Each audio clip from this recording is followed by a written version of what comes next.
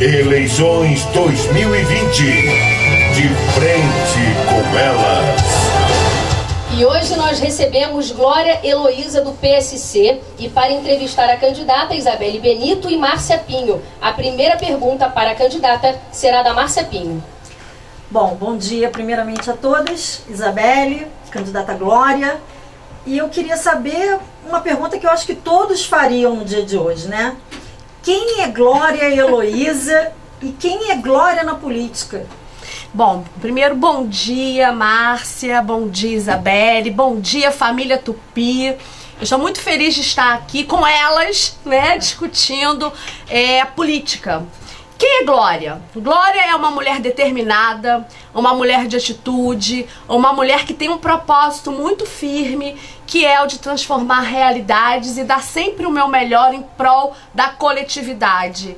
Ao longo de 23 anos de serviço público, eu sempre servi para transformar realidades. Então o meu objetivo sempre foi esse. Eu aprendi com a minha família que nós temos que ter uma vida com propósitos. E o meu propósito sempre foi servir a população.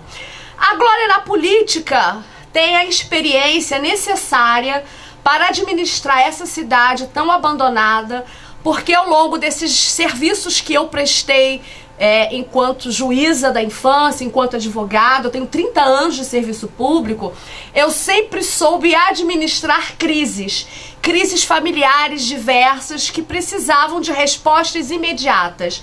Eu administrei crises porque eu tive, por exemplo, que dar uma resposta para uma criança que tão somente queria uma vaga na escola. Ela não podia esperar. Eu administrei a crise do jovem aprendiz que queria uma oportunidade de trabalho. Ele também não poderia esperar. Eu também administrei crises em relação aos idosos que estavam abandonados e precisavam de dignidade, um lar, por exemplo, para permanecer. Então, durante toda a minha vida, a minha experiência diária e pelos bairros, porque eu conheço a cidade do Rio de Janeiro, não só porque vivi na Zona Oeste, mas porque a minha profissão me proporcionou conhecer todas as ruas, todos os bairros, todos os lugares, porque foi ali que eu administrei a minha carreira e prestei o meu melhor trabalho. Então, por mais que as pessoas entendam... Tempo esgotado. Tá bom. Candidata, o pastor Everaldo Pereira, presidente nacional do PSC, afastado, investigado, preso em operação da Polícia Federal por corrupção, foi o seu principal apoiador nessa candidatura. Na verdade, ele quem a chancelou, digamos assim. Além dele, sua imagem também é muito vinculada ao governador afastado Wilson Witzel. São todos do mesmo partido e a senhora também é uma ex-juíza, como a senhora mesma disse. De que forma a senhora vê essa situação, essa relação Everaldo, Witzel, PSC e Glória? Bom, eu entendo que nós temos que estabelecer o seguinte critério. Não é a mesma história, estou me referindo ao governador afastado, não é a mesma história porque não é a mesma pessoa. Cada um de nós tem responsabilidades próprias, eu construí a minha vida de forma muito diferenciada porque eu vim da justiça mais social. Então é uma história muito diferente. Apesar das suspeitos que existem em torno do governador afastado, a gente não pode deixar claro que foi um outro juiz quem afastou. Então ter sido juíza é muito significativo para mim, porque o juiz ele garante cidadania, ele garante os direitos mais básicos. Em relação ao pastor Everaldo, como eu sempre disse, ele chancelou, mas na verdade eu lutei por esse espaço. Eu lutei diariamente durante 5 meses, conversando com os pares do meu partido para que eu pudesse ter esse espaço. Então não foi só o pastor Everaldo, foi o pastor Everaldo e todos aqueles que fazem parte desse processo e me escolheram. Isabelle, sua pergunta. Eu vou continuar, candidata. A senhora nega, então, que seja candidata do governador afastado Wilson Witzel, mas foi ele que chancelou, assim como o pastor Everaldo.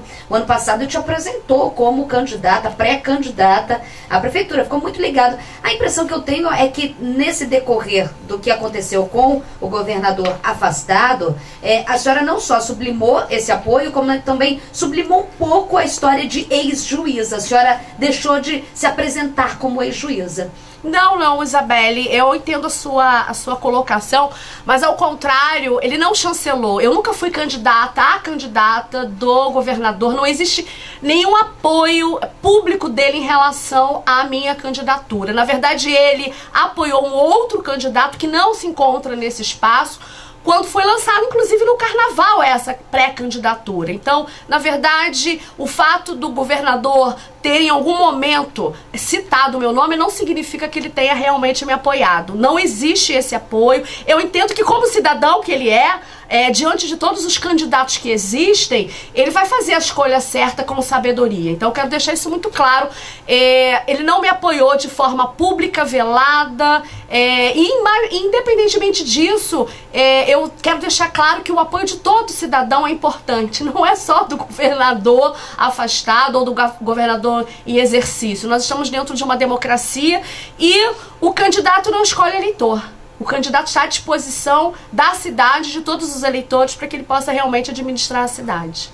Agora, diante de ser uma ex-juíza, estudou direito das leis, né, como o povo fala, mulher das leis, por que escolheu? A senhora pleiteou essa candidatura por 5 meses. Por que a senhora escolheu o PSC do partido do pastor Everaldo, como a Márcia falou aqui, personagem que já é investigado na Lava Jato há vários anos? Já em 2017, ele era acusado de receber 6 milhões para apoiar a Aécio Neves. Não tinha conhecimento desse histórico partidário, candidato? Bom, em relação a essa questão, a gente sabe que nenhuma comprovação a respeito dessa acusação foi firmada. Mas independentemente disso, eu escolheria o PSC sim. Primeiro porque eu sou cristã. Segundo porque eu acredito nos objetivos do partido, que são objetivos muito claros e se afinam com os objetivos que eu lutei e desenvolvi durante os meus 30 anos de carreira. Então o PSC é um partido inclusivo.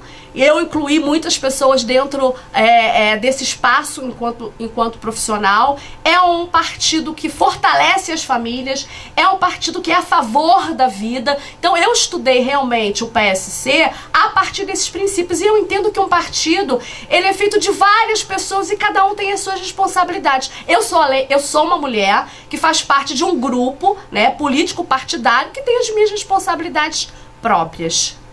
Márcia, sua pergunta.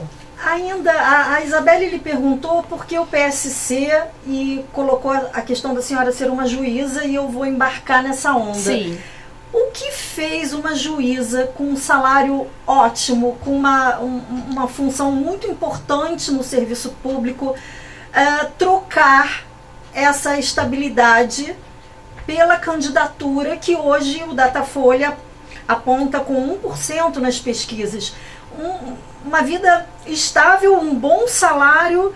Por que essa motivação política? Bom, em primeiro lugar, em relação a essas pesquisas, a gente sabe que são pesquisas relativas, porque nós temos 2 tipos de Rio de Janeiro, um maravilhoso e um outro que é invisível e que eu tenho quase que certeza de que não foi realmente pesquisado. Então a gente não está preocupado com 1000 pessoas que falaram nas pesquisas. Não é, na realidade, não retrata a realidade da intenção de votos e o meu termômetro é as ruas, são as pessoas que eu me encontro.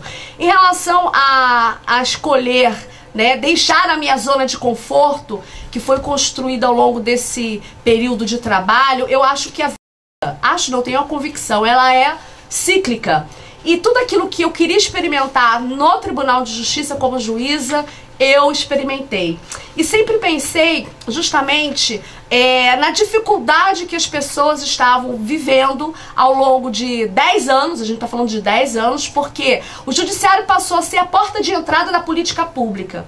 Então foi pensando nas pessoas que não tinham mais advogado, que muitas das vezes não conseguiam ir para a defensoria pública, que estavam cansadas de não terem os seus direitos mais básicos, que eu pensei que eu precisava ter a coragem, enfrentar este desafio e de me colocar à disposição da população para que ela não vá mais para o judiciário exercer aquilo que ela realmente tem direito. Então foi na falência, na omissão dos gestores, na falta de olhar técnico, de um olhar humano, que eu resolvi sair da minha cadeira, da minha zona de conforto e entregar aquilo que eu tenho de melhor, o meu sangue, a minha vontade, isso, e a minha carreira. Me coloquei à disposição da sociedade carioca para que ela possa ter uma oportunidade de escolher alguém que já fez muito ao longo de 23 anos, fez muito pelo próximo. Então estou bem feliz de estar nesse espaço e eu tenho certeza que o dia 15 de novembro será um dia transformador. Bom, a senhora vai encontrar uma prefeitura com a parte econômica complicada, a senhora vai encontrar uma saúde ainda mais complicada, uma pandemia, e aí a senhora afirma também que, se for eleita, tem interesse em atrair para o Rio grandes eventos, como, por exemplo, a Fórmula 1, mas nós já temos outros eventos tão grandes quanto, como o Réveillon, o Carnaval, que travou uma guerra, né, durante esses 4 anos no governo da atual prefeitura. O que a senhora pretende fazer em termos de gestão para que esses eventos realmente aconteçam? Bom, a gestão que se espera, que qualquer cidade como a cidade do Rio de Janeiro espera, é uma gestão de qualidade, é uma gestão focada no cidadão. Para isso nós teremos um corpo técnico que irá, juntamente com a população, né, estabelecer quais são os critérios, quais são as demandas prioritárias e quais são as soluções. Então, os desafios que a cidade do Rio de Janeiro vai enfrentar são desafios que nós podemos realmente superar. E o Carnaval, além de ser realmente... Além de ser, não, ele é a vocação natural da cidade do Rio de Janeiro, é a alma do carioca, ele gera muito emprego e renda. E o que nós precisamos estabelecer como compromisso é devolver a empregabilidade das pessoas. Então, eu entendo que, além do carnaval, todos os eventos que vierem a proporcionar a empregabilidade do carioca serão necessários para que a cidade do Rio de Janeiro volte a ter uma economia saudável. É uma situação difícil? É, mas ela é possível de ser resolvida. Isabelle. Candidata, 2 semanas a senhora subiu o Monte das Oliveiras, né? Sim. Lá em Campo Grande, levada pelo Cabo Daciolo. E diz ter tido uma revelação durante essa escalada. Fiquei curiosa. Olha, primeiro eu quero dizer que eu sou uma mulher de montes, porque eu acredito que é do alto que vem o meu socorro. E quando nós estamos no alto, nós conseguimos olhar para baixo e ver todas as nossas dificuldades, acertos, erros, para que a gente possa realmente consertar. O Cabo Daciolo realmente é um homem de fé, um homem de Deus, que esteve comigo nesse momento. A revelação que eu sempre deixei claro é justamente essa, de que nós somos uma cidade que não pode permanecer partida e é hora de reconstruirmos os nossos muros, os muros da cidade do Rio de Janeiro. E para isso nós precisamos realmente dessa força de vontade, não só da candidata, mas de toda a população. Eu abri o livro, né, de Neemias, que é um livro impactante, onde determinado cidadão, no caso Neemias, chorou pela cidade dele, que era Jerusalém, porque estava destruída. Então, fazendo uma analogia, nós sabemos que a cidade do Rio de Janeiro está abandonada. E essa é a revelação que nós gostamos de deixar muito claro. Nós precisamos reconstruir a nossa cidade. Para reconstruir, nós precisamos ter a noção de que sozinho nós não faremos nada, mas com a força do povo, com a sabedoria do povo, nós iremos conseguir restabelecer a nossa cidade, que merece o nosso carinho, o nosso amor, e eu tenho certeza que isso irá acontecer. Então a revelação é essa: força, trabalho e reconstrução. Mas não é só fé, né? Precisa de políticas públicas. Falando em políticas públicas, a gente fala de saúde, que é a principal preocupação do povo carioca. A gente sempre reforça isso aqui, porque é a segunda vez que uma pesquisa aponta que a maior preocupação do carioca é com a saúde. Eu queria saber qual é o seu posicionamento. A maioria que sentou aqui, para algumas sessões, acabou defendendo a transição de uma gestão de novo pública da saúde, tirando da mão das organizações sociais. Qual é o seu posicionamento, candidato? Olha, eu entendo que esse é um posicionamento muito falho.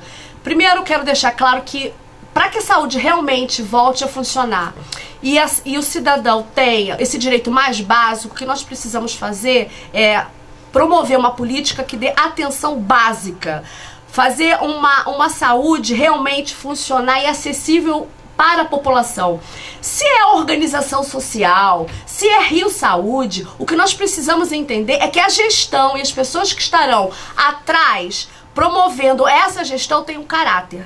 Então, a organização social, ela tem resultados em alguns lugares. A Rio Saúde tem resultados em alguns lugares. Não dá certo porque as pessoas que estão... Não tem dado certo, não tem dado, na realidade, o resultado esperado, porque as pessoas que estão manejando esses dois instrumentos não estão focados realmente na população. Então, eu não vou dizer que eu vou implementar somente a Rio Saúde ou a organização social. O meu compromisso é promover uma gestão de qualidade com pessoas que tenham compromisso com a população. Márcia, sua pergunta. Em todas as sabatinas, candidata, a gente observou alguns candidatos querendo surfar na onda bolsonarista, né? O governador Witzel é um exemplo desses. Se elegeu dessa forma em 2018, se mostrando ser um bolsonarista ferrenho, né? Depois de eleito, eles romperam. A senhora já afirmou ser uma candidata do Bolsonaro, que vai anunciar sempre ter um excelente diálogo com a presidência. Obviamente com o presidente Bolsonaro. Isso não soa um pouco como oportunismo, o mesmo oportunismo que Witzel seguiu? Não, de forma alguma. O presidente Bolsonaro é o presidente da nação. Nós temos que entender que o momento do Rio de Janeiro, e aliás não é só do Rio de Janeiro, para que você possa se desenvolver e possa estabelecer um compromisso de aprimoramento, você precisa estar unido com todos. Então é inadmissível que um prefeito ou que um governador não dialogue com todas as esferas. Eu sempre fui uma mulher de diálogo, que agrega, eu crio pontes de relacionamento. Então o presidente Bolsonaro é importante para a nação, é importante para o Estado e é importante para os municípios. E o prefeito, ele precisa simplesmente entender isso, que independentemente das suas convicções políticos partidários, dos seus compromissos particulares, nós precisamos unir esforços em benefício da cidade do Rio de Janeiro. Então a Glória, enquanto prefeita, ela vai estabelecer esse compromisso de dialogar com todos, porque a união faz a força.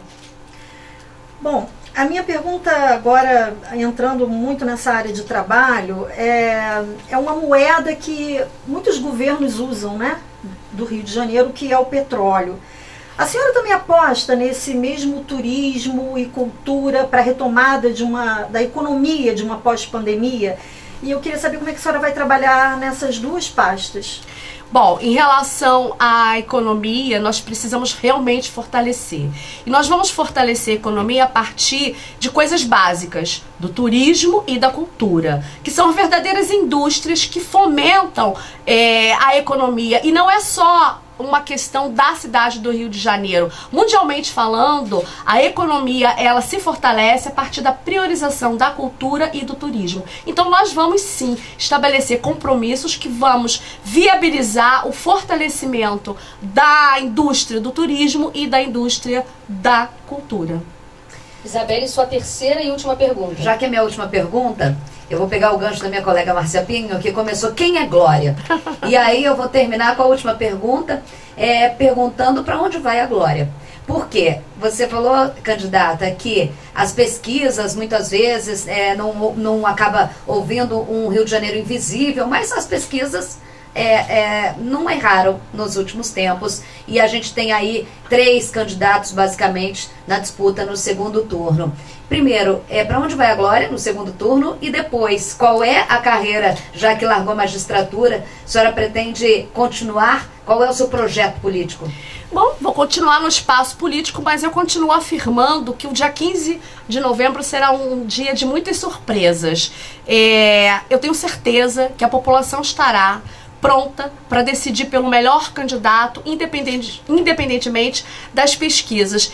E eu vejo que no ano de 2018, as pesquisas em relação ao nosso presidente Bolsonaro não foram tão certas assim em relação ao governador também. Todos estavam num percentual de 1% e acabaram ganhando a eleição. Então eu sou confiante, eu tenho certeza que independentemente dos resultados que as urnas demonstrarão, porque se ganha a eleição no dia da eleição e nas urnas, e nós teremos a confiança de que nós sairemos bem, de uma forma bem colocada, e independentemente disso, a minha trajetória política está sendo iniciada a partir de agora.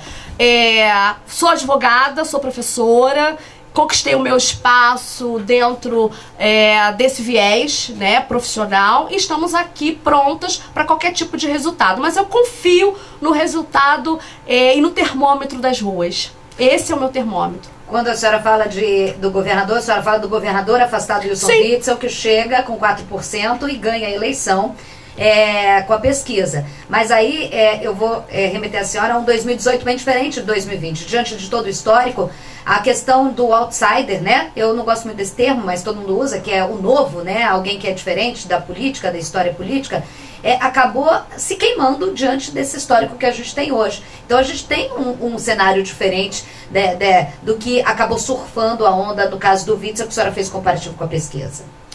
Eu entendo da mesma forma que você colocou, que não é uma questão de ser o novo. As pessoas estão cansadas do velho. As pessoas que estão nesse cenário competindo com a candidata a prefeita Glória já tiveram a sua oportunidade e não fizeram. Então, se há uma intenção de voto chips, eu gostaria que as pesquisas descrevessem qual é a rejeição. 3 vezes mais. Por isso eu digo que é relativa. Encerramos então a entrevista. Agora a candidata Glória Heloísa, a senhora tem 3 minutos para responder por que merece o voto do Rio para ser prefeita. Bom, eu gostaria de deixar claro para toda a população que eu tenho caráter, que eu sou honesta, que eu durante 23 anos entreguei a minha vida para beneficiar a população, que eu olhei para os vulneráveis de forma humanizada, que eu me cansei de ter que estar no meu gabinete, eu era juíza, percebendo que a população mais sofrida estava sendo prejudicada por falta das omissões das políticas passadas. O meu objetivo é único, é o de transformar a realidade a partir desse olhar humano, desse olhar de mulher que sofreu na pele todas as dificuldades que a maioria da população sofreu. Eu estudei em colégio público, municipal, eu estudei em colégio estadual, não tinha dinheiro para pagar a minha faculdade, tive que me lançar num programa do Jovem Aprendiz, fui bolsista. Então todas essas adversidades eu enfrentei na pele e consegui realmente estabelecer um legado profissional, porque eu tive oportunidades. A minha mãe não ficava na fila para que eu pudesse ter uma vaga na escola. Ela não foi para o judiciário para que isso realmente acontecesse. Então, se nós pensarmos bem, o meu objetivo é fazer com que todas as crianças, todos os adolescentes, todas as pessoas tenham as oportunidades que realmente eu tive. Além de ter vivenciado essas dificuldades na pele diariamente, eu vivenciei essas dificuldades chorando com a população que batia a minha porta. Então eu me indignei, eu me cansei, e como boa professora nós temos que dar exemplo. Quando eu digo para os meus alunos, se você quer a transformação, você tome a sua atitude, eu tive que dar esse exemplo e eu tomei essa atitude, saindo da minha zona de conforto. É fato, eu saí da minha zona de conforto porque eu não poderia permanecer feliz se todos à minha volta estavam tristes. Isso é uma vida com propósito. Então o meu objetivo é, juntamente com a população sofrida, cuidar da nossa cidade. Mas para cuidar nós precisamos nesse momento resgatar todas as pessoas. Eu entendo que já é hora de mudar e as pessoas não precisam ter medo de ir para as urnas. E o melhor candidato é aquele que realmente, concretamente, ao longo dos anos, resolveu essas mazelas mais básicas. Chega de dar oportunidades para pessoas que só falam, que só prometem. Todas as minhas promessas foram cumpridas ao longo dos 23 anos. E sem recursos. eu, na realidade, tinha que dar respostas imediatas. Uma criança não espera. Uma mãe grávida não espera. As pessoas sem documento não esperam, porque estão à margem da sociedade. Eu conheço na pele essas dificuldades. Obrigada, candidata Glória Heloísa, do PSC, pela entrevista. Eu agradeço também Márcia Pinho pela participação. Eu que agradeço mais uma vez aqui, que todos façam jus ao voto no dia 15, né? Isabelle Benito, obrigada também pela sua participação. Lembrando que em um minutinho você volta com o programa Isabelle Benito. Eu agradeço e quero parabenizar a Super Rádio Tupi por essa oportunidade ao povo, prestando sempre serviço ao povo e frisando, a gente começou entrevistando mulheres e terminamos, Márcia Pinho, com uma bancada toda de mulher. Olha, eu quero agradecer esse momento, essa oportunidade, e a mulher ocupa o espaço que ela quiser. Obrigada, candidata. Encerramos o De Frente com Elas. Desejamos boa sorte aos candidatos à Prefeitura do Rio de Janeiro. Eleições 2020. Tupi, 85 anos, tradição de informar.